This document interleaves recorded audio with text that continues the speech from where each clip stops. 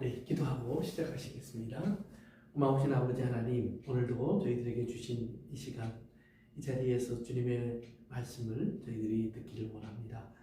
오래전 주님의 제자들을 한데 모으시고 그들에게 주님의 말씀을 가르치시던 것처럼 이 시간 주의 앞에 나와 주의 음성을 듣기를 원하는 그들의 마음에 주의 음성을 들려주시고 이 말씀이 저들의 마음속에 심겨지고 깨달아질 수 있도록 역사하여 주옵소서.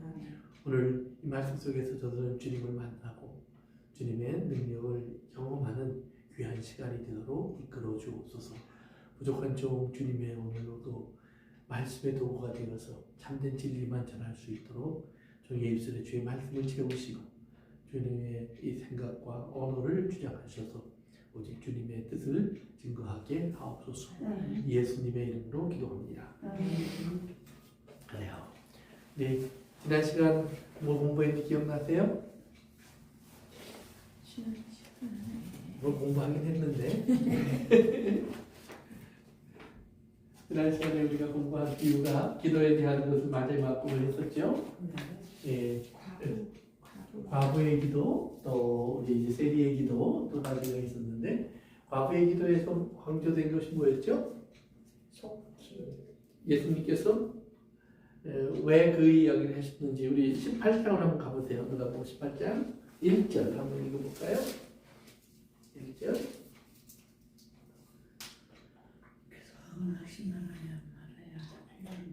크게 읽으세요. 예수께서 그들에게 항상 기도하고 낙심하지 말아야 할 것을 비유로 말씀하여. 아멘. 기도할 때 낙심하지 말라. 네. 그 말은 뭐예요? 기도는 꼭 응답하신다. 기도는 하나님 들으신다. 그러니까 우리가 이제 생각하는 아니요라는 응답이 아니라 기도는 우리가 하나님 앞에 항상 예스로 응답을 받는다라는 말씀들을 제가 드렸어요. 그러면서 그러면 기도하고 낙심하지 말아야 되는데 그 이유가 뭐냐? 이게 굉장히 중요해요. 과부가 지금 자기의 원통함을 얘기하고 있다. 그랬을 때 과부의 원통함이라는 것은 결국은 신랑, 남편이 없다는 이야기예요. 그래서 오늘 이 땅에 있는 성도의 그런 원통함은 뭘까? 성도의 원통함은 뭘까? 성도의 원통함은 예수님이 안 계신 거예요. 어떻게 보면. 물론 우리가 성령 안에서 예수님이 우리와 함께 하신다. 우리가 이제 우리는 믿어요. 그러니까 세상 사람들 눈에는 예수님이 안 보여요. 즉 교회의 신랑이 없어요. 그러니까 우리는 마치 과부와 같은 사람들이에요. 그런데 그 과부의 삶을 살다 보면 그럼 과부에게 어떤 일이 생기느냐? 과부에는 항상 언어, 즉 과부의 원하는 것, 과부가 바라는 것, 과부의 삶에 필요한 것들이 항상 공급되지 않아요. 이것이 잘 돌봐줘야 되는 것이 하나님의 말씀 속에 있어요. 그러나 실제로 삶 속에서 많은 사람들이 그런 법을 따라가지 않는다 이 말이에요. 그러니까 결국 과부의 삶은 무언가 원통함이 생겨요. 그러니까 과부가 기다리는 건 뭐예요? 어서 빨리 주님이 다시 오시는 거예요. 그러니까 돌아가신 줄 알았다면 우리가 기도가 없겠지만 우리는 다시 오실 주님을 알고 있으니까 그 기도를 드리는 거예요. 그래서 교회의 기도는 항상 뭐예요? 예수님의 다시 오심을 궁극적으로 바라보는 것이 교회의 기도예요. 그러니까 우리가 여러 가지 많죠. 뭐 요즘 예를 들면 교인들이 이제 숫자가 적어지니까 우리가 기도하는 것 중에 하나가 뭐예요? 사람 많아지게 해달라고 일단 뭐 저도 기도해요. 물론 그러나 중요한 것은 사람이 많아지는 게 중요한 게 아니에요. 그치? 그거는 과정 속에 그런 일이 있을 수 있어요. 그러나 우리에게 필요한 건 뭐예요? 주님이 다시 올 때까지 우리가 이 믿음을 지키는 거예요. 주님이 다시 오실 때까지. 그리고 주님이 다시 오실 때까지 그 믿음을 지킬 뿐 아니라 주님이 다시 올 때까지 우리가 주님이 다시 올 때까지 해야 할 일이 있어요. 그 부분에 대해서 이따 이제 오늘 할 거니까 그 일을 우리가 감당하는 거예요. 그런데 그렇게 살아가는 모습을 세상 사람들이 볼 때에는 바보 같은 거예요. 왜? 예수님은 또 죽은 사람이고 다시 오신다는 소망이 없는 세상이고 그러니까 세상은 살아가는 방법이 다른 방법이 있다 이 말이에요. 그러니까 세상이 원하고 세상이 기다리고 세상이 이루고 싶어하는 다른 길이 있는데 그것을 놓고 세상은 추구해서 나가면서 이것이 옳은 것이고 이것이 지혜야 라고 얘기할 때 예수님을 믿는 사람들이 아니에요. 하나님의 말씀 속에 있는 대로 그 소망이 참된 소망이에요. 이렇게 이야기하며 살아갈 때 우리 속에서는 세상이 풀어줄 수 없는 오직 하나님만이 응답하실 수 있는 그 소원이 점점 더 자라게 된다 이 말이에요. 이것이 간절한 기도예요. 그래서 요한계시록에 이제 결국은 마지막에 기도하는 게 뭐예요? 언제 오십니까? 어서 오시옵소서. 이거잖아요. 언제 오십니까에 시작해서 마지막까지 다 본다면 이제는 어서 오시옵소서. 이렇게 되는 거 아니에요. 그래서 이 기도 속에 우리가 들어가 있어야 돼요. 그러니까 거기에 들어가 있는 사람들을 뭐라고 하냐면 믿음이라고 부르는 거예요. 믿음. 믿음은 그래서 하나님의 약속 안에 들어가 있는 거예요. 하나님 말씀 세계 속에. 그래서 그 기도로 이어지는 거예요. 그러니까 우리가 성도들이 이 땅에서 여러 가지 기도를 하고 있는 것 같지만 결국은 성도의 기도는 이렇게 모아져야 된다는 거예요. 그래서 우리가 자녀를 위해서 기도할 때에도, 가정을 위해서 기도할 때에도, 자신을 위해서 기도할 때에도 이렇게 저렇게 기도하다가 보지만 결국 내가 왜 그 자녀를 위해서 그렇게 기도하는가? 주님 다시 오시는 날, 내 자녀가 주님 앞에 주님을 기다리는 이 믿음의 세계 속에 있기를 나는 원하기 때문이다. 그래서 이제 결론이 뭐였냐면 내가 다시 올 때 믿음을 보겠느냐 그랬죠. 마지막 때 믿음을 보겠느냐. 그러니까 믿음을 보기가 참 힘든 세상이 되었다. 그렇지만 한 가지 우리가 분명히 알아야 될 것은 악한 제사장도 응답하는데 그러면 하나님은 어떤 하나님이에요? 좋으신 하나님. 그러니까 우리 아버지잖아요. 하늘에 계신 아버지께서 우리에게 응답하지 않겠느냐 이 말이에요. 훨씬 더 빨리 우리에게 응답해 주신다 이 말이에요. 그래서 우리가 볼 때 많이 늦어지는 것 같은 것도 결국 하나님이 요한계시록을 공부했죠. 속히 오리라. 속히. 하나님은 굉장히 빠른 속도로 우리에게 다가오고 계시다라는 사실을 우리가 꼭 기억하셔야 된다고 말씀드렸습니다. 그래서 기도는 그렇게 하는 거예요. 두 번째 이제 우리가 그 세리의 기도 속에서 우리가 한번 생각해봐야 될 것이 있는데 세리의 기도는 우리 한번 내려가 봅시다. 몇 절이죠? 갑자기 생각이 안 나네. 잠깐만요. 18장 보십시다. 누가복음 18장 11절이에요. 네. 11절 바로 위에 올라갑시다. 9절로 올라갑시다. 시작. 두 사람의 기도하려 성전에 올라와 다른 사람을 멸시하는 자들에게 이 세리가 말씀이 바리새인은 좋았다. 그렇죠. 자기는 의롭고 다른 사람은 멸시하는 자들. 그러니까 자기를 스스로는 나는 하나님 앞에 의로워. 그런데 저 사람은 죄인이야. 이렇게 판단하는 사람들을 향해서 주님이 말씀하신 거예요. 그러면서 분명한 죄인과 분명한 의인 두 사람을 소개해요. 분명한 의인은 바리새인이에요. 왜? 그가 기도하는 것처럼 저는 하나님 앞에 완전한 삶을 살고 있어요. 금식하는 생활, 열심히 또 하나님께 봉사하는 생활, 섬기는 생활, 모든 것 하나 부족함이 없어요. 세리 모든 것이 부족해요. 그런데 하나님은 그 어떻게 살아가느냐에 따라서 그 사람이 의롭다, 악인이다라고 말하는 게 아니에요. 그 사람들이 하나님 앞에 왔을 때 세리는 어떻게 기도하냐면 나는 죄인입니다. 그러니까 나는 하나님의 긍휼이 필요합니다. 이렇게 해서 멀리 서서 자기 죄를 고백하고 주님의 긍휼을 구해요. 그런데 바리새인은 어떻게 기도한다고 그랬죠? 저 사람이랑 나는 다릅니다. 그부터 시작하는 거예요. 그래서 나는 잘했습니다. 나는 감사합니다. 모자람이 없습니다. 땡. 결국 그는 하나님 앞에 받을 것이 없어요. 안 주셔도 돼. 왜? 이미 자기는 다 가졌어요. 그랬을 때 예수님이 말씀하시는 거예요. 분명히 바리새인이 의로운 것 같은데 왜 바리새인이 의롭지 않고 오히려 세리가 더 의롭다 함을 받고 내려갔느냐. 어떻게 보면 내려가 보세요.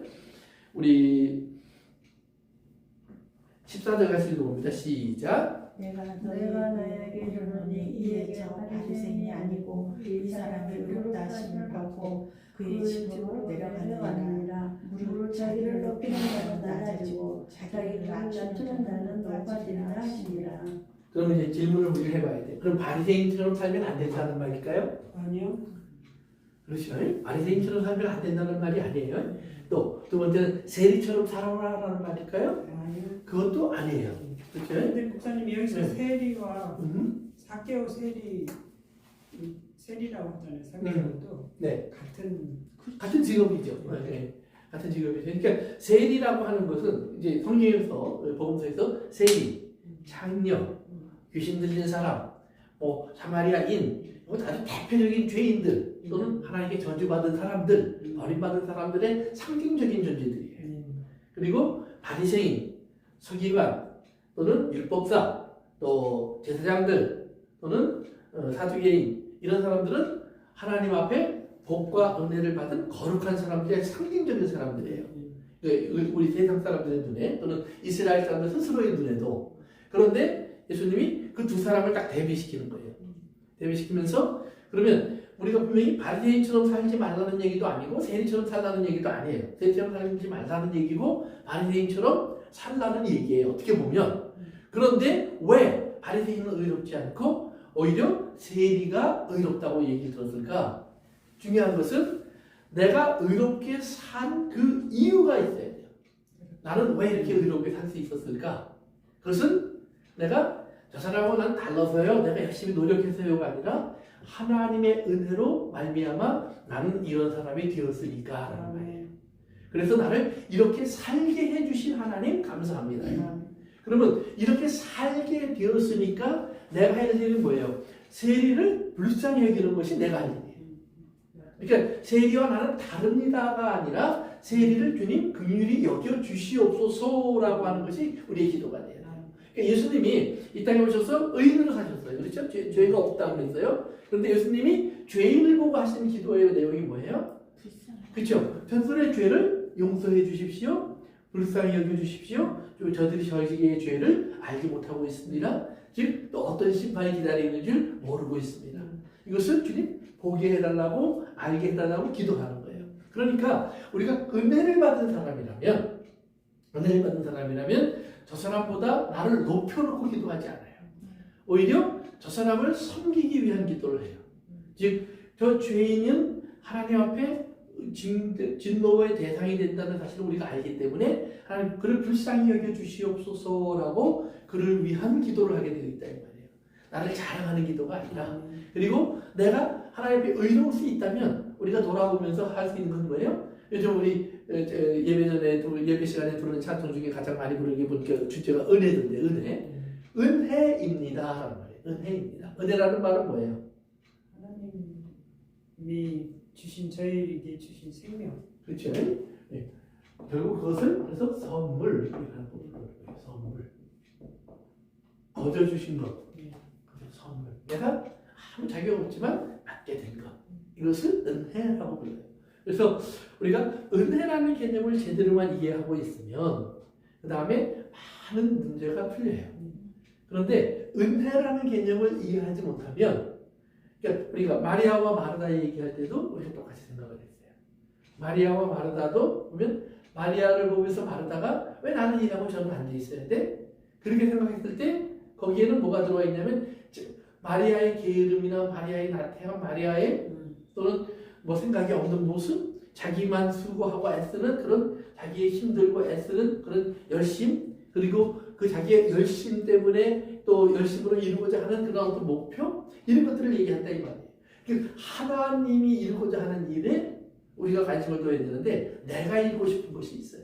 그러니까 신앙생활을 하다 보면 우리는 가끔 내가 바른 일을 하기 때문에 옳은 일을 하기 때문에 내가 원하는 것이 이루어져야 된다는 생각이 앞설 때가 있어요.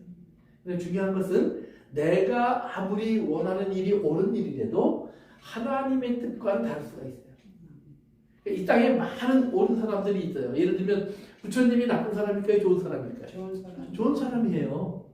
소크라테스 훌륭한 사람이에요. 공짜 아주 본받아야 될 사람들이에요. 이 땅에 그런 사람들이 예수 안 믿는 사람 중에도 얼마든지 많이 있어요. 그러나 얼마든지 많이 있는 그들이 성경은 하나님 앞에서 의롭다함을 얻은 사람은 아니에요.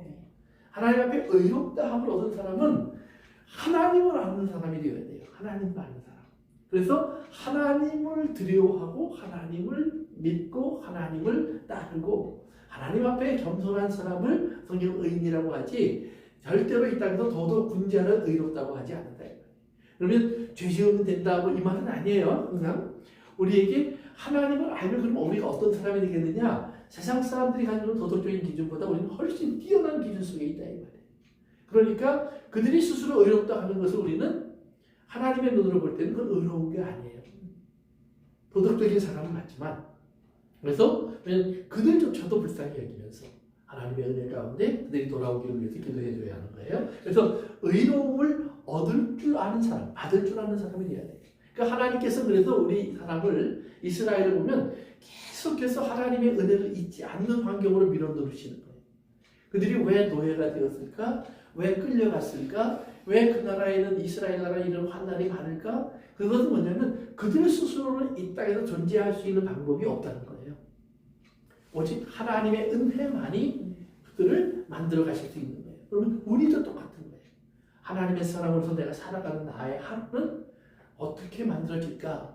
생각하면 내가 일하고 또 밥 만들어서 먹고 그리고 또 필요하면 좀 쉬고 아프면 병원에 가고 우리가 살아가는 방법이 다 있어요. 그러나 그렇게 살아가는 삶 속에서 과연 하나님 말씀하셨던 우리가 영생이라고 하는 하나님의 생명으로 가고 있는가? 아니면 우리는 그렇게 아둥바둥 살고 있지만 결국은 우리는 멸망으로 가고 있는가? 그러니까 우리도 모르는 사이에 가고 있는 길이 있단 말이에요. 그래서 그것은 넓은 길, 큰 길이라고 그랬죠. 그래서 우리 좁은 길로 가라고 성경을 하는 것. 그래서 꼭 기억해 주시기를 바랍니다. 그래요. 여러분 오늘 이제 그 기도를 거기서 정리하고요. 이제 오늘 19장. 오늘 무슨 비유에 대한 공부를 한다고 그랬죠?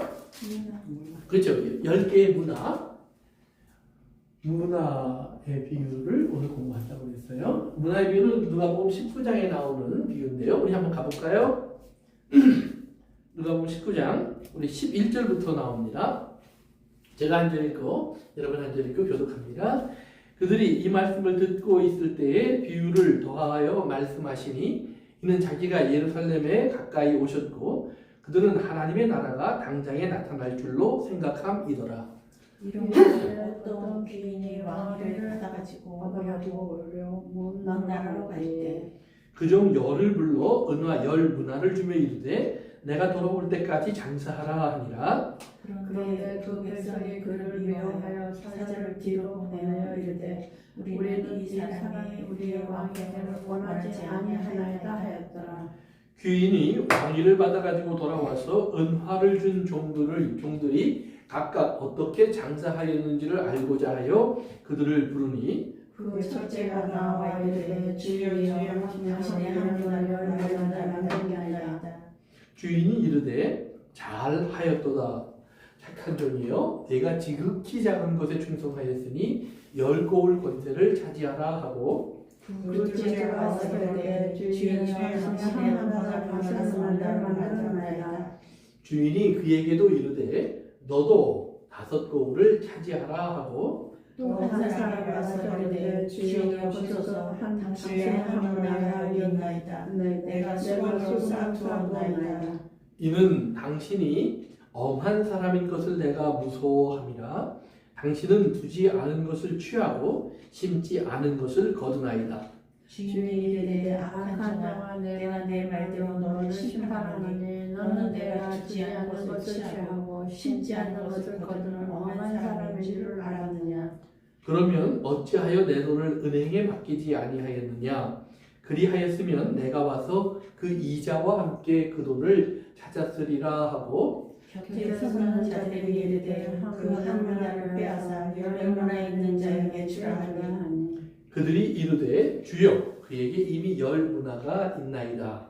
주인이 이르되 내가 너희에게 말하노니 누를 있는 자는 받겠고 없는 자는 그 있는 것도 빼앗기리라. 그리고 내가 왕됨을 원하지 아니하던 저 원수들을 이리로 끌어다가 내 앞에서 죽이라 하였느니라. 예수께서 이 말씀하시고 예루살렘을 향하여 앞서서 가시더라. 아멘. 오늘 여기까지 보시겠습니다. 우리가 알고 있는 이 10개의 문화를 받은 문화의 비유는 마태복음 이제 제가 주보에 써놨죠. 25장에 보면 비슷한 비유가 하나가 나와요. 마태복음 몇 장? 25장에 보면 달란트의 비유라고 하는 비유가 나와요. 그렇죠? 거기서 보면 주인이 먼 길을 떠나면서 종들을 불러서 5달란트, 2달란트, 1달란트 각각 종들에게 나눠줘요. 그리고 주인이 먼 길을 갔다 돌아와서는 그들을 불러서 이제 계산하죠. 계산한다는 말은 어떻게 했는지 그것을 검토해보고 결과를 이제 보고받는 거예요. 그래서 계산을 합니다. 그래서 이제 5달란트 받은 사람은 5을 남겨왔고 2달란트 받은 사람은 2을 남겨왔고 하나를 받은 사람은 자기 걸 그대로 가져와서 주인에게 변명을 하죠. 무슨 변명을 했냐면 주인이 엄한 사람이라 이제 그 변명을 해요. 근데 문화의 비유도 오늘 읽은 거 보시면 다른 점도 있지만 비슷한 게 많아요. 주인이 먼 길을 떠나면서 근데 거기 목적이 나와요. 먼 길을 떠나는데 왜 먼 길을 떠나요? 문화의 비유는 왕이 되기 위해서 먼 길을 떠나는 거예요. 왕위를 받는다는 말은 왕으로 인정받는다는 거예요. 우리나라도 보면 옛날에 왕이 새로 임명되면 왕이 새로 이제 등극을 하면 어떻게 했죠? 무슨 나라 가서 무슨 나라? 그 옆에 큰 나라가 하나 있어요. 이렇게 중국에 가서 이제 내가 새로 왕이 됐습니다. 그리고 황제에게 인정을 받기 위해서 부탁을 해요. 그러면 어떨 때는 황제가 바로 인정을 해주는데 어떨 때는 인정을 바로 안 해줘요. 그러면 굉장히 이제 고달픈 시간을 보내요. 예, 그래서 자꾸 이제 뇌물도 보내고 사람도 보내고 해서 그 왕의 마음을 좀 달래야 그래야 이제 그래 네가 왕이다 이렇게 이제 인정받는 이런 과정이 있어요. 그것도 똑같은 거예요. 이스라엘을 당시에 다스렸던 그 이제 이스라엘의 그 왕은 헤롯이라는 왕이에요. 그런데 헤롯은 사실은 우리가 뭐 조선 시대를 이시 왕조 그러는 것처럼 집안의 이름이에요. 헤롯이라는 성이에요. 그러니까 헤롯 예수님이 태어날 때 예수님이 태어난 것을 알고 베들레헴의 아기들을 죽였던 그 헤롯이 대왕이에요. 대왕. 그리고 그 밑에 이제 아킬레오라든가 이렇게 아들들이 셋이 나왔고 그다음에 그 밑으로 또 나고 하는데 이제 예수님이 한참 사역할 때는 예수님을 베들레헴에 있을 때 죽이려고 했던 그 헤롯 대왕이 아니라 그 다음 세대의 헤롯들이 왕이 되어 있는 거예요. 그런데 그 헤롯이 왕이 되어 있을 때 그 왕들 그들이 처음 임명을 되자마자 그들이 이제 바로 내가 왕입니다 이렇게 하면 좋겠는데 그렇게 하기 위해서는 반드시 로마 황제의 허락을 받아야 돼요.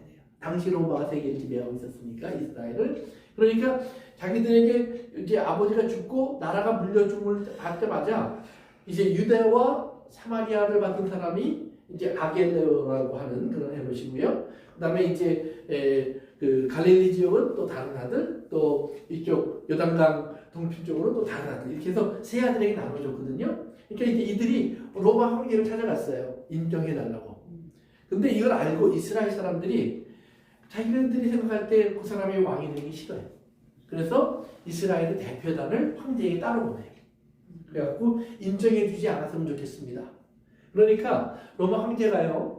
결국은 유대를 다스리는 황제를 왕을 헤롯을 왕으로 인정해주지 않아요. 네가 일단 가서 다스려. 그렇지만 너는 아직은 왕은 아니야. 좀 기다려야 돼. 왜냐하면 니네 백성들이 너 싫대. 그러니까 돌아와서 어떻게 할까요? 찾아내야지. 그렇게 한 놈들을 잡아내서 죽이고 굉장히 무서운 역할을 해요. 그래서 결국은 이제 나중에 이제 왕으로 인정을 받지만 몇 년 안 돼서 그만두게 되고 결국 그는 이제 왕의 자리에서 쫓겨나는 그런 이제 일이 있어요. 실제로 그런 일이 있었어요.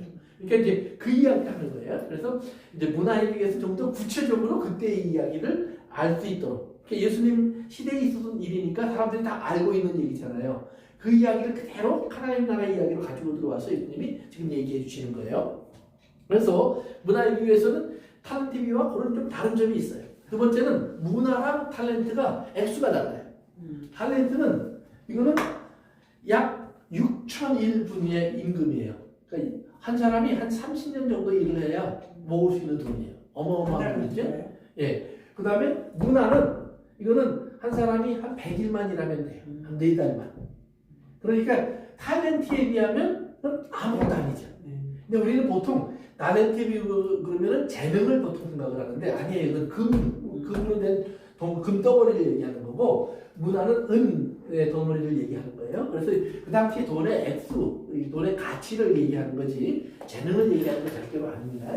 그런데 그래서 탤런트는 이것이 6,000일 임금이니까 어마어마한 돈이고 그건 100일 정도의 임금이니까 그렇게 큰 돈은 아니에요. 상대적으로 보면. 그래서 이제 그런 차이가 있기도 해요.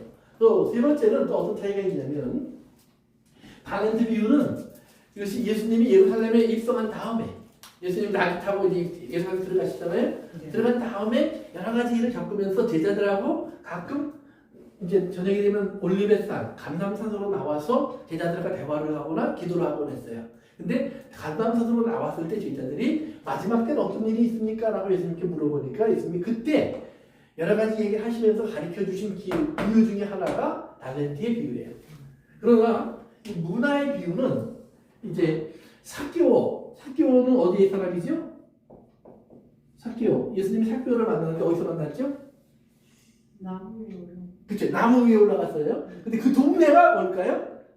여리고 여리고 네, 그쵸. 여리고 성에 있는 세리장이에요. 그러니까 여리고성은 그러면 세리장에게 어떤 곳이냐? 이건 황금의 벌판이에요.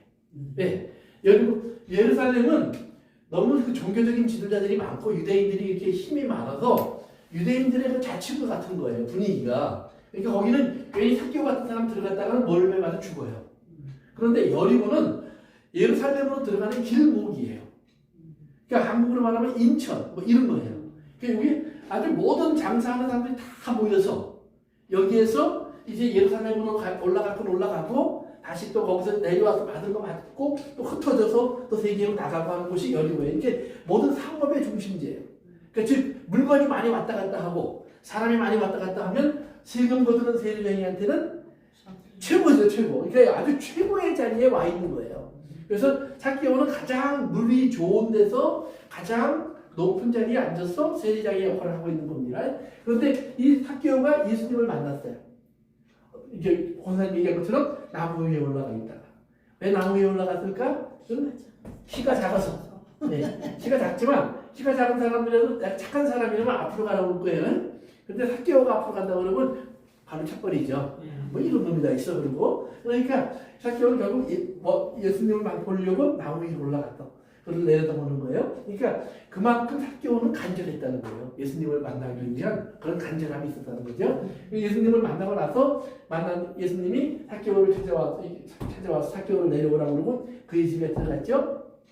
그때 삭개오가 예수님 모시고 세리들을 모아놓고 잔치를 해요. 그러니까 보세요. 이스라엘 사람들이 가장 더럽게 여기는 사람 중에 하나가 세리인데 삭개오 집에 예수님이 들어가셔서 앉아있는 것만 해도 불편해 죽겠는데 보니까 다 세리들만 보였어. 그러니 다른 사람들이 바깥에서 들어오고 싶겠어요? 안 들어오고 싶겠어요? 안 들어가는 거예요. 바리새인들은 안 들어가는 거예요. 또 웬만한 사람들도 안 들어가는 거예요. 그 사람들은 내놓은 사람들이니까. 그런데 삭개오가 폭탄 선언을 하죠. 무슨 선언을 해요? 예배를 갖다 주고. 그렇죠. 내가 남의 거 강제로 뺏어온 거 4배로 갚습니다. 그 다음에 자기 재산 뚝 절반 잘라서 누구 줘요? 가난한 사람 줍니다. 그러면 나는 거지가 되겠습니다. 다 없어지는 거예요. 왜? 그렇게 벌었으니까. 그것 가지고 자기가 투자하고 뭐 이렇게 장사하고 해서 남긴 돈이 있겠죠. 그래서 재산을 많이 불렸다는 얘기예요. 그러면서 절반 나눠주고 가난한 사람에게 나머지 4배 갖고 나면 입에 풀칠이나 할 줄 모르겠어요. 그 정도로 삭개오는 폭탄 선언을 해요. 그때 예수님이 뭐라고 하냐면 저도 아브라함의 자손이다. 그 다음에 예수님이 하시는 말씀이 있어요. 내가 온 것은 뭐예요? 잃어버린 자는 그렇죠. 잃어버린 자를 불러서 또는 죄인을 불러 회개하게 하고 그러니까 병든 자에게 의견이 필요하다. 이제 그 투의 말씀을 하신 거예요. 그러고 나서 예수님이 이제 예루살렘으로 가셔야 돼. 예루살렘으로 가시려고 하는데 오늘 11절에 보니까 사람들 생각이 좀 이상한 거예요. 다시 11절 읽어봅니다. 시작. 그들이 이 말씀을 듣고 있을 이스라엘 때 말씀을 듣고 있을 때 이 비유를 비유를 더하여 더하여 말씀하신 말씀하신 이는 자기가 예루살렘에 가까이 오셨고 그들은 하나님의 나라가 당장에 나타날 줄 생각함이었다. 아멘. 그러니까 이 말씀이란 말은 뭐냐면 삭개오 이야기예요. 삭개오가 지금 폭탄 선언을 했고 그 선언을 들은 예수님께서 저도 아브라함의 자손이다. 그리고 내가 온 것은 잃어버린 양을 불러서 회개시키려 왔다. 삭개오가 바로 그런 사람이야. 라고 예수님이 얘기를 했는데 이 이야기를 듣고 있던 사람들이 무슨 생각을 하냐면 하나님의 나라가 어떻게 해요? 당장에 나타날 줄로 생각을 해요. 야, 그러면 이번에 예수님 따라 올라가면 예루살렘에서 뭔가 뒤집어지겠구나. 그리고 빌라도는 쫓겨나고 헤롯은 도망가야 되고 그리고 이제 하나님의 나라가 이루어지겠구나. 왜? 예수님이 올라가는 그 명절이 뭐예요? 6월절이에요. 6월절. 이스라엘이 애굽에서 해방된 것처럼 드디어 우리 민족에게 메시아로서의 역할을 예수님이 하셔서 해방의 날을 가져다 주시겠구나 하고 그들이 상상하고 있었다 이 말이에요. 그래서 그들의 마음은 이것으로 꽉 차 있었어요. 그러니까 예수님이 바로 가르쳐줘야 되겠구나. 그러니까 그걸 잔뜩 기대하고 있는데 바로 가르쳐줘야 되겠다는 말이에요. 그럼 그 말은 뭐냐면 보세요. 이스라엘 예수님의 제자들과 그 자리에 모였던 사람들은 저는 삭개오가 돌아온 것에 대해서 큰 반응이 없는 거예요. 저놈이 왔든 안 왔든 그 예수님이 하시는 일을 보니까 그 삭개오 앞으로 가면 부자 청년의 얘기도 있고 그러나 그 사이에 보면 거지 소경 바디메오의 이야기도 있어요. 또 예수님께서 이제 우리가 알고 있는 것처럼 예루살렘으로 올라가시다가 베다니에서 나사로를 살리시기도 했어요. 뭐 여러 가지 일들이 그 사이에 있었어요. 그러니까 예수님을 보면서 사람들의 마음속에 메시아가 맞아. 메시아일 거야.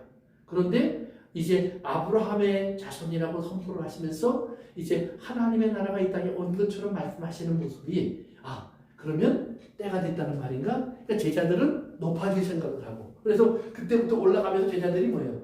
오른쪽에 누가 앉을까 왼쪽에 누가 앉을까 놓고 싸우는 거예요.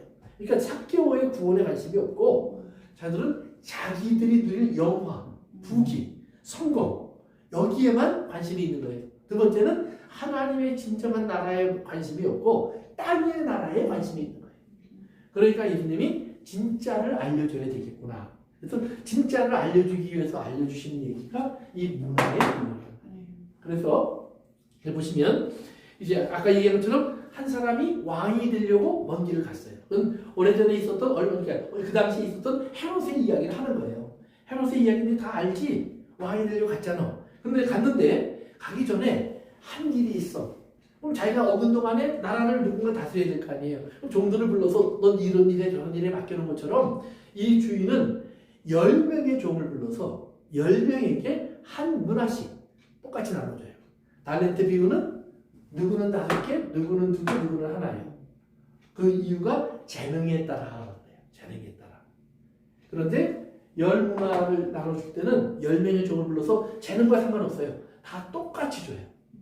바꿔 말하면 달란트 비유는 다른 면을 이야기하는 거예요. 우리가 서로 다른 것이 있습니다 라는 얘기를 하는 거예요.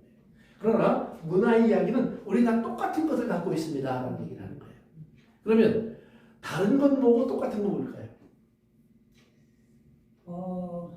똑같은 건 죄인으로 다 볼 수 있는 거고 다른 건 믿음 안에서 뭔가 조금씩 틀린 이런 부분들이 한번 옆 사람 보세요. 똑같아요? 달라요? 달라요. 그렇죠? 우리 생긴 것도 다르고 네. 그다음에 외모도 다르고 또 마음에 여러 가지 느끼는 여러 가지 감정도 다르고 또 어떨 때 보면 사람들이 화를 낼 때도 보면 왜 그것 때문에 화를 내지? 네, 맞아요. 그런데 어떤 사람은 또 그러면 화내야 되는 거 아니야? 근데 또 부처님도 가운데 소망까지 또 가만히 있는 사람도 있고 다 달라요. 그런 다름을 얘기하는 거예요. 그러나 문화는 그러나 그 사람의 생명도 나의 생명도 다 똑같은 삶이에요. 누가 더 가치 있고 누가 더 가치 있는 거 아니에요. 대통령이라고 더 중요한 거 하고 저 밑에 있는 거지라고 덜 중요한 거 아니에요. 역할은 달라요. 그러나 목숨은 똑같아요. 그러니까 대통령이 거지를 죽이면 죄가 안 되는 게 아니에요. 그것도 살인이에요. 거지가 대통령을 죽여도 살인이에요. 그건 똑같아요. 왜? 사람의 목숨은 다 똑같은 거예요. 그러니까 한 사람 한 사람의 생명은 똑같은 거예요. 그러니까 문화의 비유는 그걸 가르치는 거예요. 우리는 다 똑같은 것을 가지고 있어요. 누구 앞에서? 주인 앞에서. 주인 앞에서. 그러니까 주인이 종들을 판단할 때 어떤 똑같은 기준을 가지고 판단한다 이 말이에요. 똑같은 기준을 가지고. 그래서 영을 불러서 10명의 종을 불러서 하나씩 나눠주면서 뭐 하냐면 내가 돌아올 때까지 뭐 하라? 장사하라. 장사한다는 말은 이것을 계속 바꾼다는 말이에요. 이걸 주고 저걸 바꾸는 거예요. 그러니까 요즘은 뭐 돈을 주고 물건을 가져와요. 그러니까 옛날에 물물교환이었죠. 그러니까 금덩어리 주고 뭐 쌀 가져온다든지, 은덩어리 주고 밀가루 가져온다든지, 뭐 이런 식으로 바꾸는 거예요. 그러니까 이걸 가지고 와서 너희가 바꾸기를 해라 이 말이에요. 바꾸기를. 그러면 그 바꾸기를 하면서 우리가 살아가는 건 뭐냐면 우리가 살아가는 거예요, 이 땅에서. 그러면 사람들이 이 땅에서 물질을 가지고 살아가면서 해야 될 가장 기본적인 일이 있어요. 그것이 뭐냐 하면 하나님을 섬기는 것과 돈을 섬기는 것 둘 중에 하나를 택하는 거예요. 보세요. 여러분들이 불의한 청지기를 위해서 우리가 공부를 했는데 우리에게 주인이 주님 뭐라 하면 두 주인을 섬길 수 없다 그래요.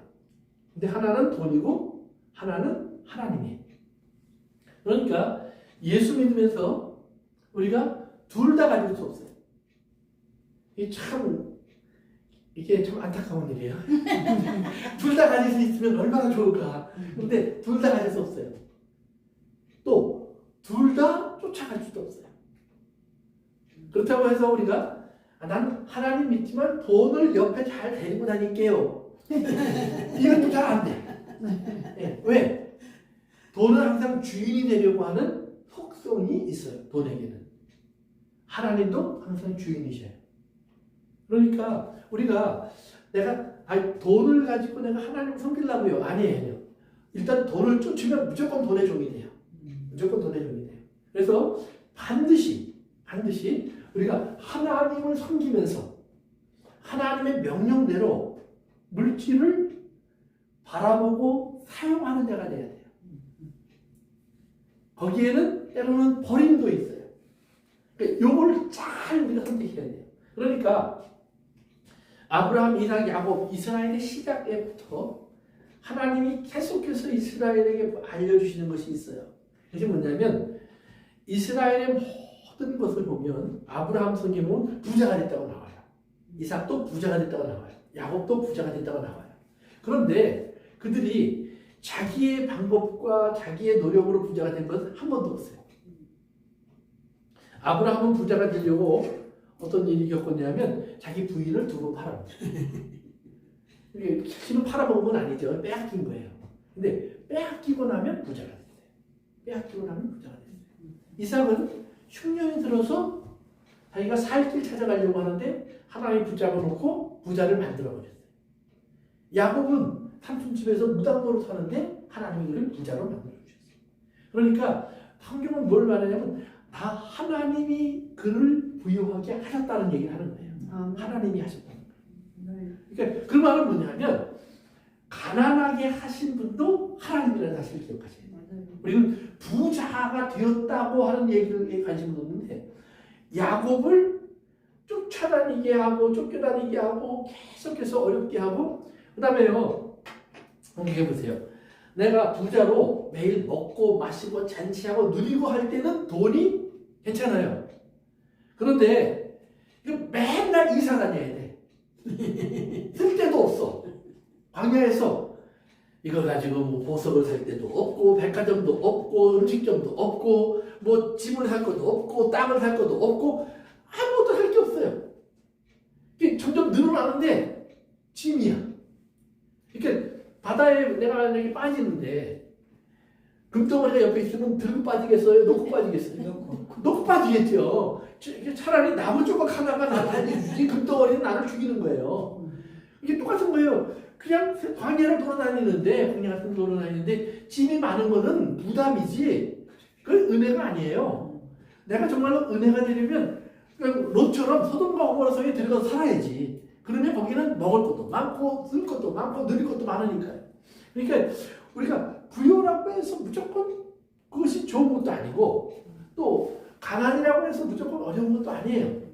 그런데 하나님이 우리에게 때로는 부유를 주시고 때로는 가난을 주시고 때로는 우리에게 왕의 자리를 주시고 때로는 우리에게 감옥의 자리를 주시고 어느 자리를 우리에게 주시든 간에 그 모든 것 속에서 우리는 거기서 하나님을 주인으로 두고 있으면 거기에 우리가 있는 목적이 있어요.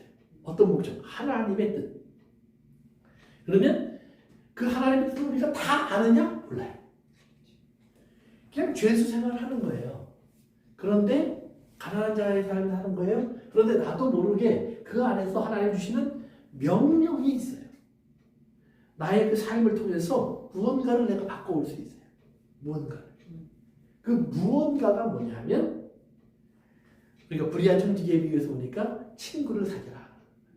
그러니까 문화를 가지고 물질을 가지고 하나님이 우리에게 주셨는데 생명을 우리에게 주셨는데 이것 가지고 우리 살면서 이 땅에서 우리가 무슨 일을 해야 되느냐? 친구를 사귀어갖고 와야 되는 거예요. 그러니까 이게 쓰고 친구를 가지고 오는 거예요. 이것이 하나님이 우리에게 주시는 삶의 명령이에요. 그러니까 예수님도 이 땅에 오셔서 예수님이 하나님께 받은 것을 돈이라고 표현하신 적이 한 번도 없어요. 하나님 나에게 사람을 주셨다고 해요. 사람을. 우리도 문화, 탤런트를 얘기하지만 그것 가지고 우리가 결국은 사람을 만나는 거예요. 사람을. 어떤 사람을 만나느냐? 주님이 말씀하시는 거예요. 내 자녀를 맡아서, 내 집을 맡아서 내가 올 때까지 잘 먹이고 돌보는 종은 복이 있다고 하죠. 근데 와서 봤더니 저기는 먹고 마시고 취하고 그러면서 훔쳐먹자 하는데 주인의 식구들은 종으로 굶고 있어요. 그러면 그 종은 어떻게 해요? 때린다고 했어요. 많이 심히 하나님이 책망하신다. 그래서 오늘 여기 보면 그래서 돌아올 때까지 장사하라. 잘 바꾸기를 잘해라 이 말이에요. 그래서 이걸 가지고 나가서 여러분들이 잘 장사한다는 것은 많은 하나님의 사람들이 나에게 맡겨주신 하나님의 나에게 맡겨준 삶 속에서 우리가 좋은 친구들을 만들어 오는 것을 말해요. 그러면 이제 3절에 보니까 13절에 그래서 돌아올 때까지 장사라. 이게 시간은 언제까지냐면 돌아오실 때까지예요. 예수님 다시 오실 때까지. 그런데 14절에 보니까 그런데 그 백성이 그를 미워하여 사자를 뒤로 보내어 이르되 우리는 이 사람이 우리의 왕됨을 원하지 않습니다. 그러니까 보세요. 이제 등장인물이 10명의 종이 있어요. 10명의 종. 그 다음에 사람들이 있어요. 사람들. 두 번째 사람 등장인물이 생겨요. 이들에게는 주인이 문화를 맡긴 게 아니에요. 그냥 사람들이에요. 근데 이게 우리가 다른 그 원어적인 의미를 따져보면 그의 지배를 받고 있는 사람들이란 말이에요. 그러니까 백성들이란 말이에요. 근데 백성들이 왕이 그 사람이 되는 걸 원하지 않아요. 그러니까 아까 얘기한 것처럼 로마 황제에게 사람을 보내서 우리 저 사람을 원하지 않습니다. 당신이 직접 다스리든지 아니면 다른 왕을 세워주십시오. 뭐 이렇게 얘기했다 이 말이에요. 그러니까 그런데 예수님이 뭐라고 말씀하시는 거냐면 내가 이제 갈 텐데 하나님 앞에 예수님도 왕이 되러 가시는 거예요. 그런데 내가 하나님 앞에 갈 텐데 사람들이 즉 이 땅의 내 백성들이 내가 왕이 되는 걸 싫어할 거야. 예수님이 왕이 되는 걸 좋아하지 않는 사람들이 이 땅에 훨씬 더 많다는 말이에요. 대부분의 인간은 하나님의 아들 예수 그리스도가 자기들의 왕이 되는 걸 원하지 않아요. 사람들이 원하는 신앙은요. 사람들이 필요할 때 도와주시는 하나님을 원해요. 사람들이 필요할 때만 평소에는 레지어노 가만 내버려 달라는 거예요. 그리고 우리가 필요하면 당신에게 와서 당신이 좋아할 만한 것 드리고 당신을 아름답게 할 것으로 꾸며드리고 당신을 배부르게 할 만큼 갖다 드릴 테니까 그거 받고 그 다음에 우리에게 필요한 것을 해주십시오. 그리고 평소에는 당신은 신이고 우리는 인간이니까 따로따로 잘 삽시다. 이것이 많은 사람들이 가지고 있는 하나님에 대한 생각이에요. 그리고 그렇게 해주는 것이 신의 역할이라고 우리는 생각을 해요. 인간이 잘 살게 해주고 이 세상을 아름답게 해주는 것이 신이 하셔야 될 일이지 왜 이 하나님은 그런 일을 안 하십니까? 그래서 기독교의 하나님을 이스라엘 이 땅의 사람들이 싫어하는데 왜? 기독교의 하나님은 이 땅은 뭐라고 불러요? 악한 곳이라고 불러요. 어두운 곳이라고 불러요. 멸망받아야 될 곳이라고 불러요. 그러니까 이런 어두운 세상 속을 바라보는 하나님의 관점을 세상은 싫어해요. 세상은 세상에 희망이 있길 원해요. 그래서 다른 생각을 하고 있는 겁니다. 그러니까 우리의 신앙생활 속에서 우리는 10명의 종, 즉 예수 그리스도의 나라를 우리가 알고 있는 하나님의 사람으로서 우리는 어떻게 살아야 될까를 생각할 수 있는 하나님의 사람들이 있고 전혀 모르는 이 땅의 사람들이 있는데 그들 속에서 이제 우리의 역할이 주어져 있는 거란 거예요. 그래서 그 다음 절로 넘어갑니다. 15절. 귀인이 왕위를 받아가지고 이제 마침내 왕이 됐어요. 근데 먼 나라에 갔다 왔으니까 빨리 왔을까요? 오랜만에 왔을까요? 그렇죠. 오랜 시간이 걸렸을 거예요. 먼 나라에 갔다 왔으니까 돌아와서 은화를 준 종들을 불렀어요.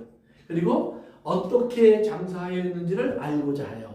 이제 장사의 결과를 가져오려는 거예요. 그런데 재밌는 게 장사하다라는 똑같은 단어가 쓰였어요. 장사하다. 그런데 원어에 보면 두 번째 나오는 어떻게 장사했는지를 알고자 했다 앞에 truly, 즉 니아라고 하는 이 단어가 하나 추가되어 있어요. 이 말은 뭐냐면 처음부터 끝까지. 그러니까 처음부터 끝까지 온전히 그 장사하는 일에 전력을 다했는지를 검사하는 거예요.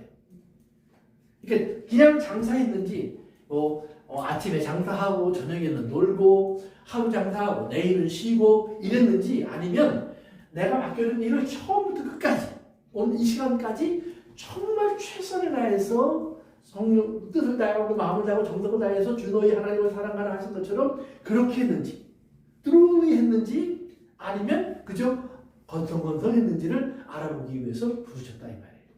그래서 이제 불러서 이제 검사를 하는 겁니다. 그랬더니 첫 번째 16절 시작. 그 첫째가 나와 이르되 주인이여 당신의 한 문화로 열 문화를 남겼나이다. 아멘. 당신의 한 문화로 열 문화를 누가 남겼어요? 내가. 그렇죠? 그런데 영어 성경을 보시면 이렇게 돼 있어요. Lord, your pound has gained 10 pounds. 그러니까 주님의 문화가 열 문화를 만들었습니다. 내가 했다는 말이 없어요. 주님의 문화가, 즉 주님이 주신 이 문화가 신기합니다. 주님 나가서 10배를 가지고 돌아왔습니다. 이게 참 주님의 능력은 희한하죠. 문화가 일을 해요. 그런데 이 문화가 일하도록 장사에 헌신한 사람은 종이에요. 그 종이 자기가 했다고 말을 하는 것이 아니에요. 아까 그 아리새인 얘기한 것처럼 아리새인은 내가 했습니다예요. 그러니까 내가 문화를 가지고 이 많은 일을 다른 사람이 했으면 못할 건데 내가 했으니까 된 겁니다. 주님. 이런 말이에요. 그런데 이 종은 뭐라고 하냐면 주님 신기합니다. 문화가 가서 10개를 만들어 갖고 오네요. 내가 한 것이 아니라 문화가 일을 하더라. 즉 주님의 말씀이 일을 했습니다라는 말이에요. 그러니까 이 종은 주님 내가 나가서 truly 즉 온전히 헌신한 사람의 삶 안에는 온전히 수고한 사람의 삶 속에는 주님이 아는 거예요. 반드시 내 문화가 일을 해서 남겨올 거예요. 그 말씀이 어디에 나오죠? 요한복음 15절에 나옵니다. 예수님이 나는 포도나무요 너희는 뭐예요? 가지. 아버지는 농부예요. 근데 열매를 맺지 않는 가지는 잘라버려요. 그러면서 자르는 이유가 열매를 맺는 가지가 더 많이 맺으라고 해요. 근데 열매를 맺는 방법이 나와요. 내 말이 너희 안에 거하고 너희가 내 안에 거하면 열매는 저절로 맺는 거예요. 저절로.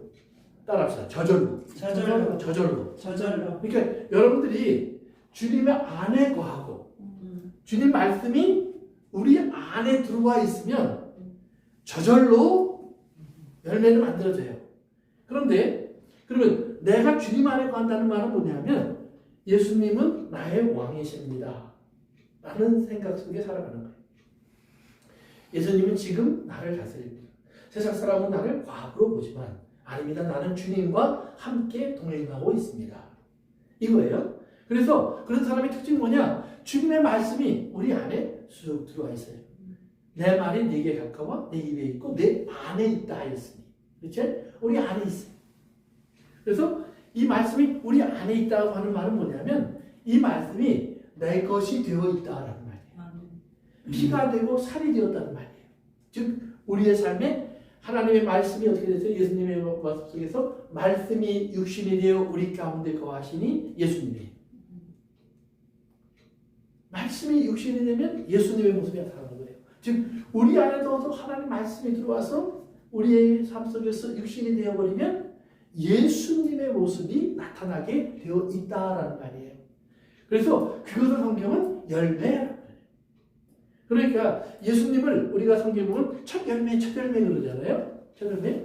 그러면 예수님이 첫 열매인데 두 번째 열매는 예수님하고 달라. 예수님은 사과인데 우리는 배야. 예수님은 사과인데 우리는 오렌지야. 이게 맞아요, 틀려요? 네. 그렇죠? 예수님이 사과면 우리도 사과예요. 첫 열매가 계속 반복되는 거예요. 똑같은 열매가 계속 반복되는 거예요. 그러니까 예수님 안에서 우리 안에 그 말씀이 이루어지는 거예요. 그러니까 이 첫 번째 종이 10개의 열매를 가지고 온 것은 뭐예요? 말씀이 그 안에 들어가서 그 사람 속에서 뭐예요? 그 사람은 온전히 장사하는 사람이 되게 했다는 말이에요. 그러면 열문화가 돈일까요? 그 돈으로 이루어졌던 사람들의 모습일까요? 그렇죠? 그의 삶을 통해서 하나님을 만난 사람들의 모습.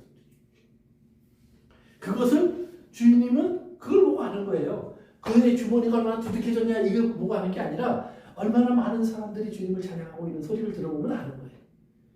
그래서 두 번째, 그랬더니 이제 17절에 이제 주인이 그 결과를 놓고 얘기하는 거예요. 잘했어. 참 잘했어. 잘했다는 말은 항상 그거예요. 그것이라는 말은 하나님 보시기에 좋다는 거예요. 정말 하나님 보시기에 좋아. 왜? 말씀대로 되어졌으니까. 하나님 나라는 그렇게 이루어지는 거예요. 그래서 하나님 나라는 우리의 어떤 외형적인 것이 아니라 하나님 말씀대로 되었나? 이게 중요한 거예요. 그러니까 저 사람이 나이가 먹어서 또는 몸이 좀 약해져서 이런 게 외형적인 변화가 아니에요. 저 사람이 병이 들고 또 저 사람이 좀 가정이 좀 어려운 일이 생겨서 이거 아니에요. 그런 모든 어렵든 힘들든 고단스러운 일들 가운데서 항상 인내로 결실하는 모습이 있으면 어떤 결실? 하나님을 찬송하고 하나님을 바라고 기도를 쉬지 않고 오늘도 주님 앞에 소망을 포기하지 않는 사람을 보면 그 안에 열매가 있는 거예요. 그것이 열매예요. 그러니까 그런 아름다운 열매들이 무럭무럭 잘 달려있구나 이 말이에요. 잘했다. 착한 종이요. 내가 뭐예요? 지극히 작은 것. 그렇죠? 지극히 작은 것이 뭐예요? 지극히 작은 것. 믿음. 믿음? 그렇죠? 겨자씨만한 믿음이요. 그렇죠? 지극히 작은 것. 맞아요. 내 믿음은 지극히 작습니다. 그런데 우리가 공부했던 불의한 청지기의 비유에 예수님 말씀하셨죠? 물질을 가리켜서 지극히 작은 것이라고 해요. 그러니까 우리가 물질이 주인이 되면 지극히 큰 거예요. 그렇죠? 그러니까 이게 크냐 작으냐는 내가 물질을 가지고 누가 나한테 사기를 쳐서 100만 원을 훔쳐갔어요. 그러면 점심도 못 먹겠고 저녁도 못 먹겠고 한 달 동안 밥이 안 먹어요. 왜? 한 달쯤에 밥값이니까. 그런데 내가 누군가를 돕고 베풀었는데 그 사람이 감사하지도 않고 또 고마워하지도 않고 심지어는 나가서 나에 대한 나쁜 이야기를 해요. 그러면 내가 그것을 돈으로 한 것이면 이 정도 돈을 줬으면 그 사람이 나를 좀 인정해 줘야 돼요. 그런데 하나님 말씀으로 했으면 그가 그렇게 하지 않을 때에도 그 사람의 반응 때문에 내가 하나님께 불순종하는 것이 아니잖아요. 나는 하나님 뜻에 순종해서 그 사람을 도운 것이고 그 사람의 반응이 어찌됐든 간에 그것이 잘못된 거면 하나님이 잘못된 것을 나를 책망한다는 걸로 안 그랬고요. 그 사람에게 갈 복이 나한테 온다고 했잖아요. 그러니까 그 사람이 말을 나한테 잘못해야 더 좋은 거예요? 잘해야 좋은 거예요? 나한테 잘못해 왜 그렇죠. 좋은 일이 나한테 올 거니까. 네. 이게 하나님의 법 안에서 우리가 그렇게 깨달으면 조금이라도 깨달아지면 우리가 그것 보고 낙담하는 것이 아니라 더욱더 선한 일에 힘쓸 수 있는 사람이 되잖아요. 그래서 베드로가 뭐라고 그래요? 너희가 모든 각약 은사를 받은 대로 하나님의 선한 일에 각자 힘쓰는 자가 되라. 하나님 주신 것들 가지고 우리가 선한 일을 힘쓰자. 선한 일을 항상 세상 사람들은 선으로 받지 않지만 그리고 심지어는 선한 일을 이용하려고 하지만 그러나 그 선함을 우리가 하나님의 은혜 가운데 포기하지 말자. 그래서 이제 이 사람을 주님이 뭐냐면 지극히 작은 것, 물질 때문에 너희가 하나님 앞에서 시험 넘어나 갈등하지 말고 충성하라. 넌 충성했잖아. 그러니까 이 10개가 나는 거야. 안 그랬으면 너 10개 못 남겠어. 주님이 딱 보고 나는 거예요. 즉, 저 사람이 어떤 사람인가는 돈을 좋아하는 사람인지 하나님을 사랑하는 사람인지는 하나님 앞에 선 사람들의 이야기를 들어보면 다 들려지게 돼 있어요. 다 들려지게 돼 있어요. 이렇게 해서 이제 주님이 그 다음에 10거울을 차지하라. 자, 10거울 차지하라. 이건 나중에 같이 얘기합시다. 머리에 들어놓으세요. 18절 갑니다. 둘째가 와서 두 번째 종이 와서 또 보고를 하는 거예요. 나는 5을 남겼습니다. 그러면 이 사람은 10을 남겼는데 5 남겼으니까 너는 half-hearted. 넌 저 반만 열심히 했구나. 맞아요, 틀려요? 아니에요. 5을 남겼어도 그 사람은 최선을 다한 거예요. 그러니까 우리가 볼 때는 저는 15? 이 사람도 훌륭한데? 아니에요. 주님이 보실 때는 너 5 남긴 거 그거 네가 정말 최선을 다했으니까 그게 된 거야. 안 그랬으면 사실은 하나 남기기도 힘들었을 거야. 내가 네가 들어가서 일하는 곳이 어떤 곳인 줄 알아. 너를 만나는 사람들이 어떤 사람인 줄 알아. 네가 책임진 일이 얼마나 힘든 것인 줄 알아. 근데 거기에서 네가 충성을 다했구나. 어떤 분 설교를 듣다 보니까 그 간증을 하는데 진짜 그런 간증이 있었는지 두려울 정도의 간증을 하는데 들었어요. 이분이 그 선교사로 나간 분인데요. 그 몇 년을 선교를 하는데도 한 사람도 안 들어가요. 그러니까 너무 마음이 아프니까 하나님께 기도하기를 하나님한테 순교하면 그것이 증거가 돼서 저들이 돌아올까요? 그래서 순교하게 해주세요. 기도를 했다는 거예요. 근데 거기까지는 뭐 이 사람이 자기가 이제 막 하나님께 이제 홀딱 빠진 사람이니까 그렇게 할 수 있다고 해보자 이 말이에요. 그런데 그렇게 기도하면서 생각난 게 있대요. 근데 내가 죽고 나면 내 아내와 아이들은 어떻게 되지? 그러니까 그러면 하나님 내 아내와 아이들도 같이 순교되게 해주세요. 그것도 갈갈이 찢겨서.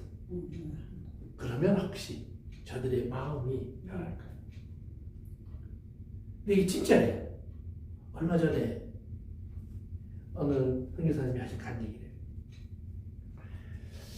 그 정도의 마음을 갖고 있는 사람들이 있다. 그 정도의 헌신을 하는 사람들. 그러니까 뭐 거기에 비하면 저는 정말 얼굴도 못 들어요. 그래서 처음에는 그 얘기 들으면서 에이 진짜인가? 아니길 바래요. 왜? 내가 못하니까. 그런 마음이 있어요. 솔직히 얘기하는 거예요. 아니길 바래요. 그러나 진짜예요. 그러면 왜 그렇게 기도할 수 있는데 나는 왜 그렇게 기도 못하지? 왜? 내가 알고 있는 하나님의 나라와 저가 알고 있는 하나님의 나라가 다른가? 다르겠죠. 다르니까 그렇게 기도할 수 있고 다르니까 그렇게 기도 못하겠지. 그러면 그렇게 기도하게 할 수 있는 하나님의 나라가 진짜일까? 진짜겠지. 예수님도 그럴 수 있었잖아요. 스테반도 그럴 수 있었잖아요. 그러니까 우리가 내가 하고 있는 어느 적당한 충성이 아니라 내가 할 수 있는 범주 내에서의 어떤 노력해보고 말는 그런 것이 아니라 정말 하나님 나는 할 수 없는 것을 깨닫고 하나님이 하실 수 있는 쓰임받을 수 있으면 내가 그것 드릴 것밖에 없으니까 내 목숨 드릴 수 있습니다. 라는 기도를 한 거예요. 그러니까 정말 하나님 앞에 우리가 거기까지 그 사랑을 알까? 그 사랑을 알까? 그 은혜를 알까? 그리고 하나님이 기다리시는 그 사랑하는 사람들의 영혼에 대한 하나님의 간절함을 우리가 알까? 우리가 주님 앞에 그 알걸 위해서 얼마큼 기도한다. 그거는 알면 두려운 일이 기도가요. 그렇죠?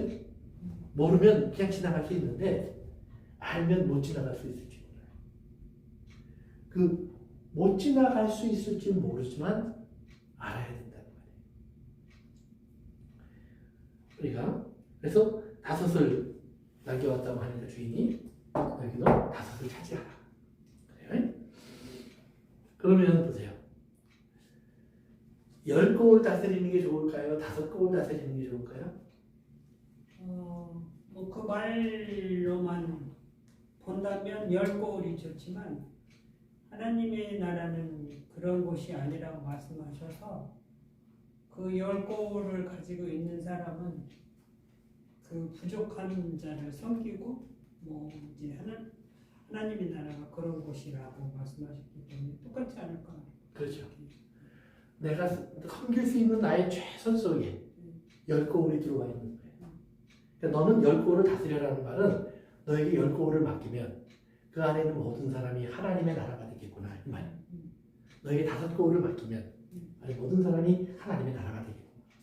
너에게는 맡기지 못하지만 너는 그 마을 사람이 되라. 그래도 그 사람도 하나님의 나라에 있잖아요. 그렇죠?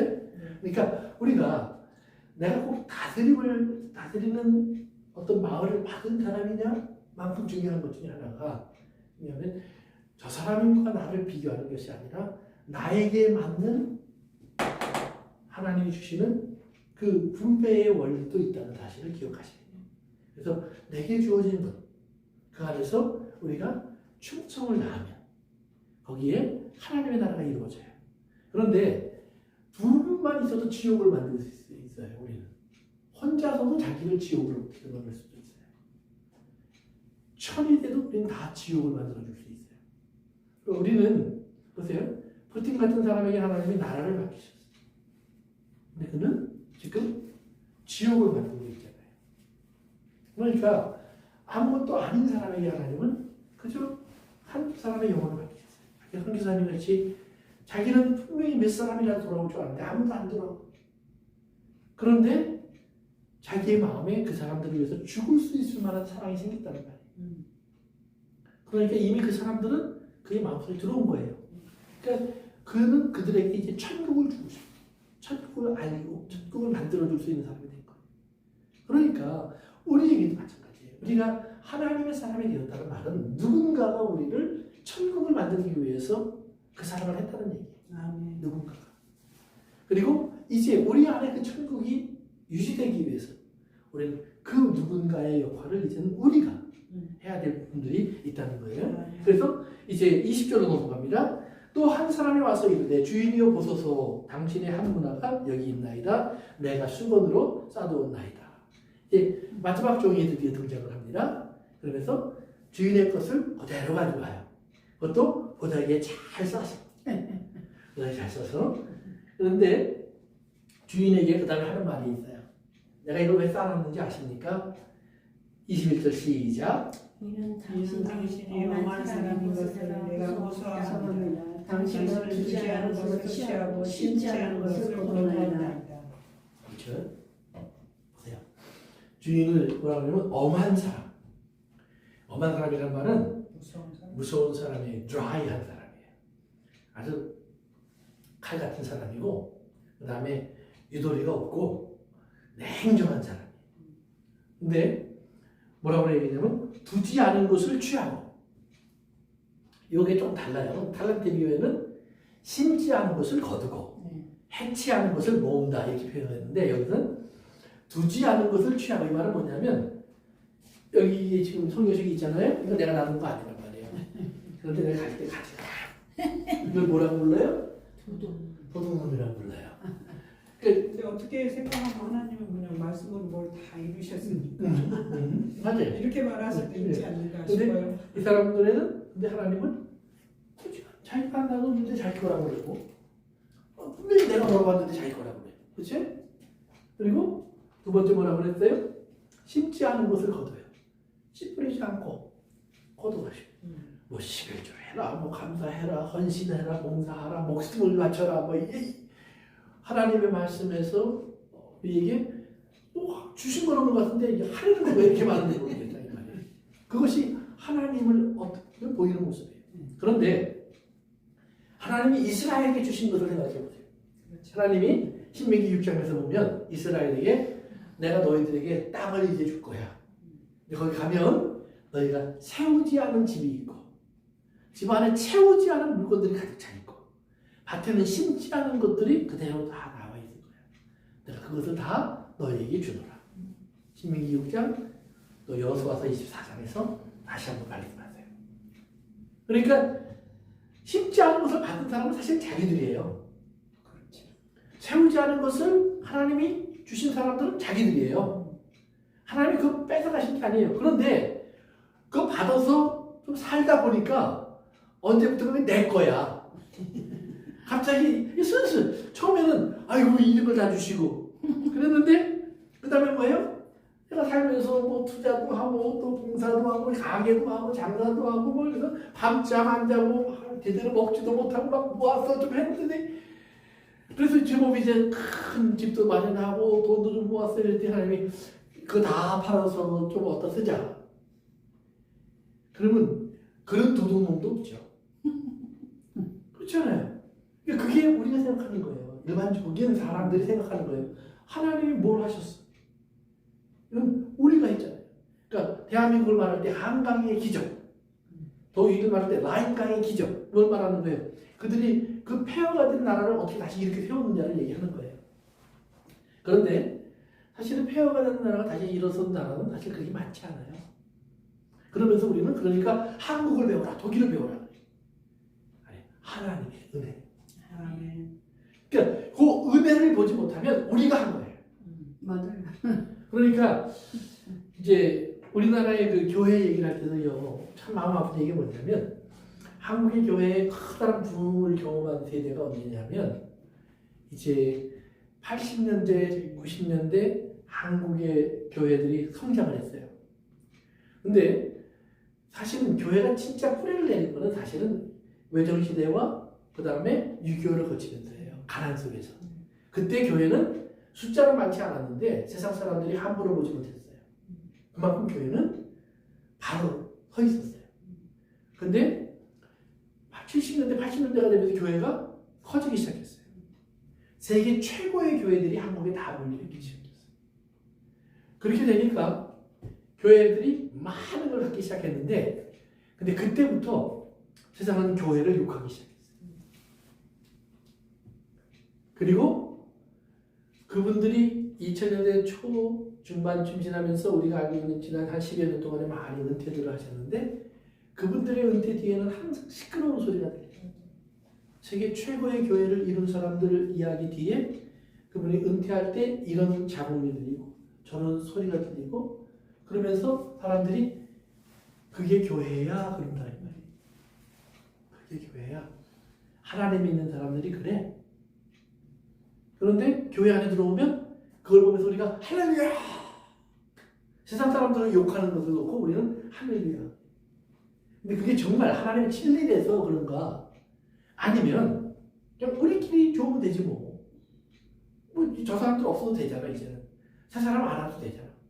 교회가 이만하면 크잖아.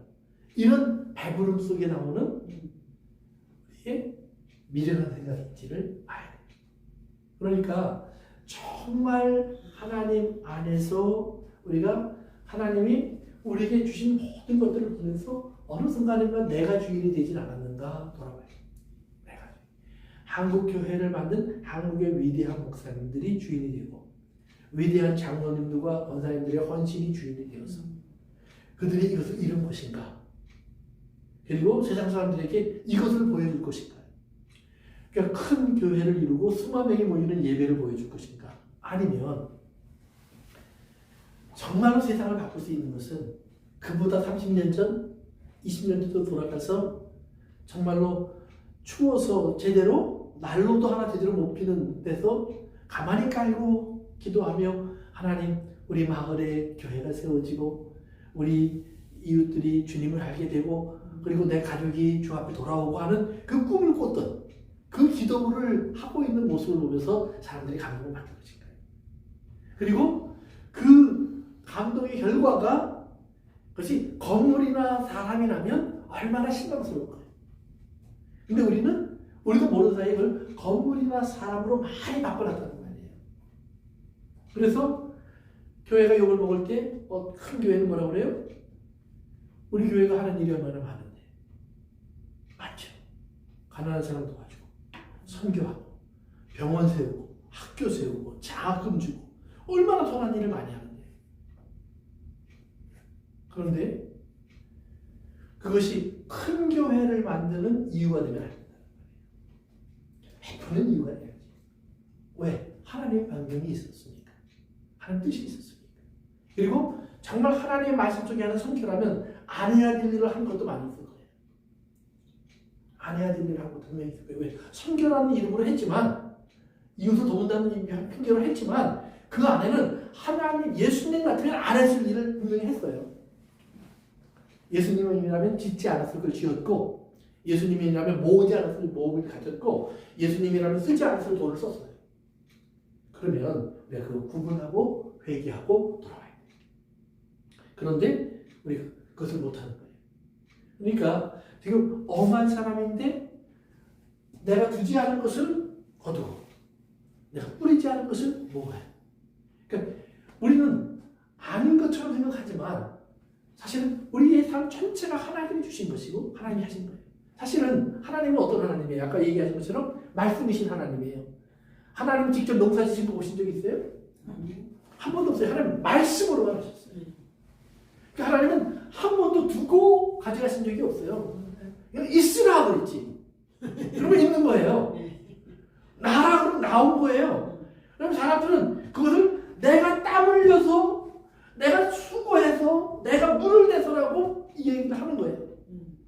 그런데 그렇게 하게 하시는 마음을 주신 하나님 말씀이 내 안에 들어와서 내가 하나님의 사람으로서 일을 했다는 것을 기억하셔야 돼요. 아멘. 하나님의 명령이 내 안에 들어와서 하나님을 모르는 사람들도 이 땅에서 농부가 되어서 밭일을 했고 또 건축가가 되어서 집을 지었고 또 공장에 다니면서 일을 했고 기술자가 되어서 기술을 만들었고 과학자가 되어서 발명을 했고 의사가 되어서 의술을 베풀었다는 말이에요.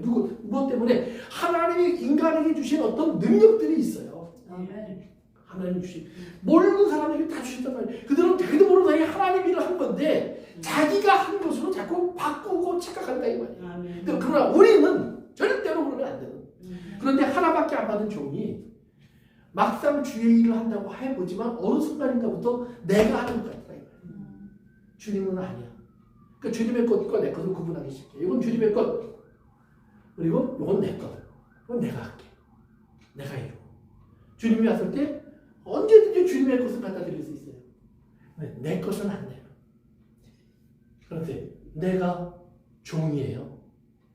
예수님을 우리는 주인이라고 불러요. 종이면 내 모든 것은 주인의 것이에요.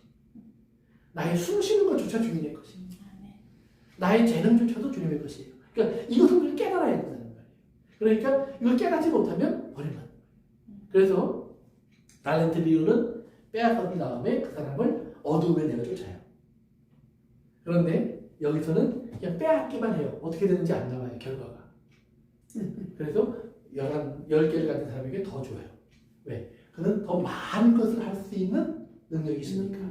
더 높이 올라갈 수 있는 게 아니라 더 많은 것을 할 수 있는 능력이 있으니까. 그러니까 우리에게도 어떤 직분이 주어진다면 더 많은 것을 할 수 있기 때문에 그 직분들이 주어지는 거예요. 더 많은 것을 할 수 있기 때문에. 그래서 그런데 그리고 한 가지 더 처리해요. 뭐냐면 6절 봅시다. 주인이 이르되 내가 너희에게 말하노니 무릇 있는 자는 받겠고 없는 자는 그 있는 것도 빼앗기리라 그랬어요. 그 다음에 27절 시작. 그리고 내가 왕됨을 원하지 아니하던 저 원수들을 이리로 끌어다가 내 앞에서 치라 하였느니라. 아멘. 그래서 마지막은 이 사람들에 대한 심판이에요. 이 사람들에 대한 심판. 그러니까 이 사람들에게 희망은 10명의 종이 주인이 돌아오기까지 문화를 가지고 장사하는 시간에 희망이 있어요.